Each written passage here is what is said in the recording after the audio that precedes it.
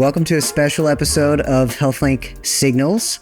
My name is Nathan Lenyszyn. I am Chief Marketing Officer and Head of Privacy at HealthLink Dimensions, and also your guest host, because today we're going to be talking about privacy compliance. Matt Nam will be back for our next episode, but I'd like to introduce you to Rob. He is General Counsel for DeepIntent. Thank you for being here today, Rob. Yeah, happy to be here. Thanks for having me. Rob, can you tell us a little bit about your role at DeepIntent? Sure. So as you said, I'm the General Counsel. I oversee a team of lawyers and contracts professionals as we navigate the complexity of both healthcare law and the demand-side platform Adtech world that we are involved in. So I oversee compliance, commercial, and corporate work as well. You know, I see you out and about. You're in the community. I mean, certainly you're part of DeepIntent, but you are definitely a member of this community, this industry. How do you think of your role that way? Like, am I asking Rob at DeepIntent, or am I asking Rob, board member at the NAI? How do you separate or bring together those perspectives? I think it's more bringing together than separating. What I try and do is bring what I learn in my role at DeepIntent to the work that I do with the NAI and vice versa. I'm constantly talking to Chris Paquette, the CEO, about here's what we talked about the NAI last week. Here's the critical elements that are being addressed in the latest factor analysis, for example, so that we can start adopting that into it and that we have understanding from the top down within the organization of what's happening within the industry and the regulatory space, and we're ever evolving. I think we are critical to what we do as a business is to be ahead of, the changes that are happening so that we can evolve and operate within the bounds of those rules on behalf of our customers. How is the data and AI versus regulatory scrutiny playing out in industry today? Yeah, it's a great question. I think from my perspective, the movement of AI has really been dramatic. Over the last year, I think there were companies that weren't even adopting AI to now AI is central to most organizations' work, especially around collaboration with data and the work that's happening. So I think it's the ability to navigate the implementation of AI on top of the layers of data and still make sure that that's within the compliance of both the federal and state regulations as they continue to evolve over the last couple of years.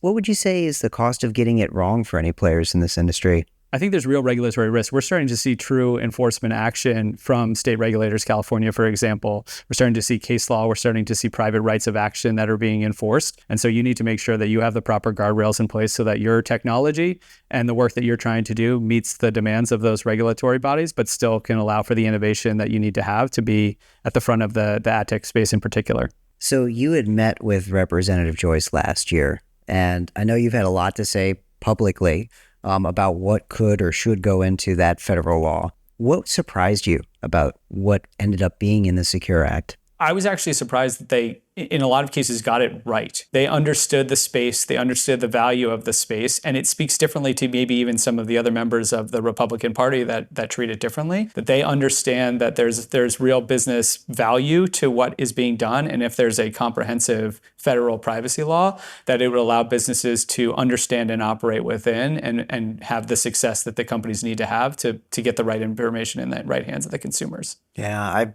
having to wear the privacy and compliance hat in my organization. I catch myself going back and forth. Like, on the one hand, wow, my life could be so much simpler with one federal law. At the same time, I've invested so much energy trying to meet the requirements with this patchwork of different state laws.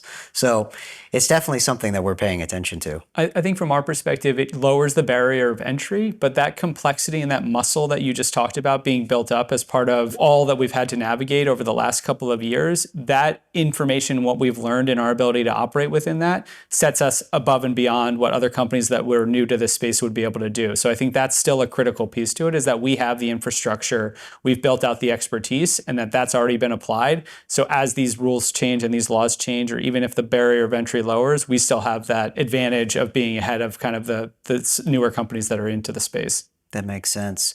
Kind of stepping back from DeepIntent and HealthLink Dimensions, I wonder, like, the Secure Data Act, is this a good thing for patients? Is it a good thing for clinicians? Yeah, I mean, I think what's interesting is that there's only 2 countries in the world that allow pharmaceutical advertising to consumers. And I think part of the reason that there is value and that people support that is that the doctors are incredibly busy. And to be able to have all the knowledge you have on the newest and latest treatments, to be able to understand what your patients want and treat them in that moment, that 15 minutes with you get with them, is critical to the proper care of those patients. And so I think everyone having enough information, understanding that information and be able to operationalize on that to the value of the care of the patient is critical.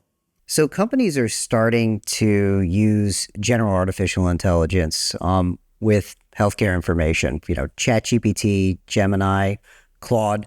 What are some of the guardrails that industry needs to be thinking about to keep this information safe? Yeah, so from our perspective, we just launched Helix AI, which is that layer. It's the connectivity between the types of tools that you're talking about and the data layers that we have.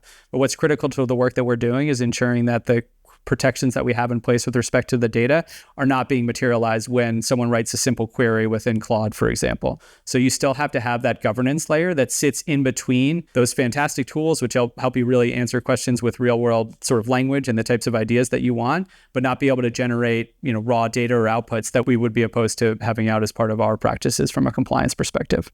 A lot of organizations are still treating compliance as, I'm not going to say an afterthought, but it's certainly separate from strategy. What looks different when an organization starts from a base of privacy compliance?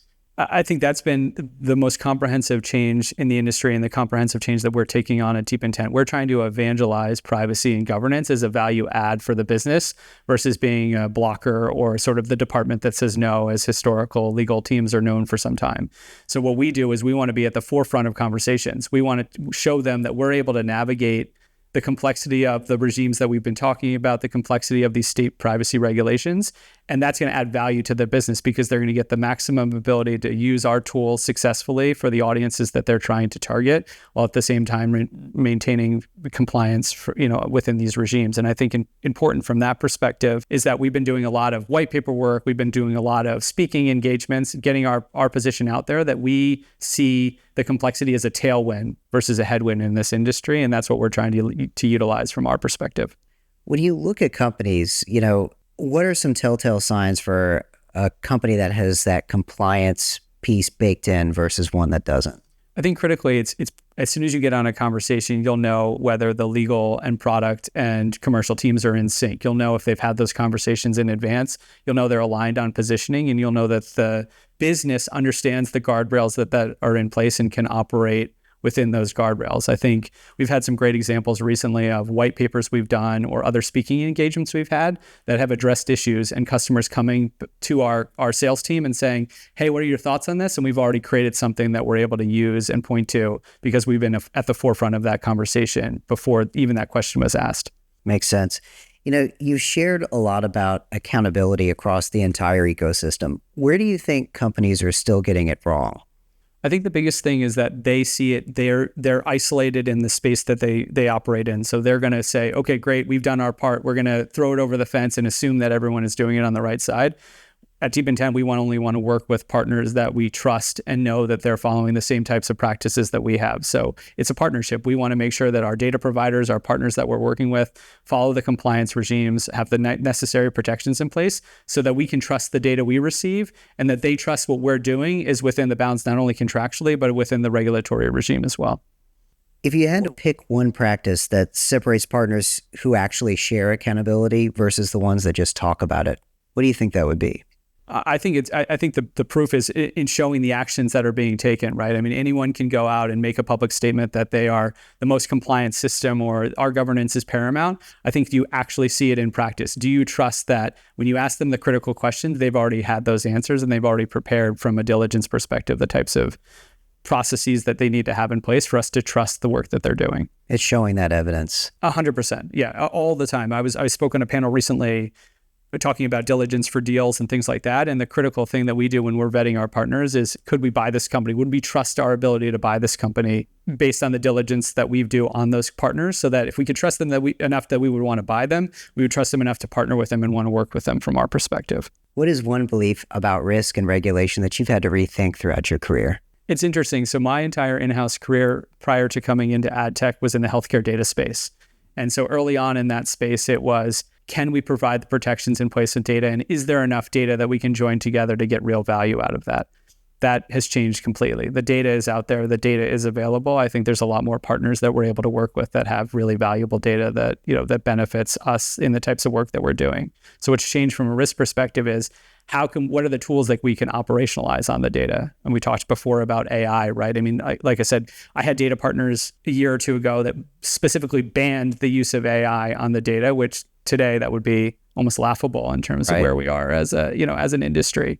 And so the ability to sort of change and update your own practices and policies and governance to meet the demands of our partners and the technology as it's ever evolving is a critical piece that's changed dramatically in the last 10 or 15 years. That's definitely something to think about. What did the old version of you believe that you would push back on now?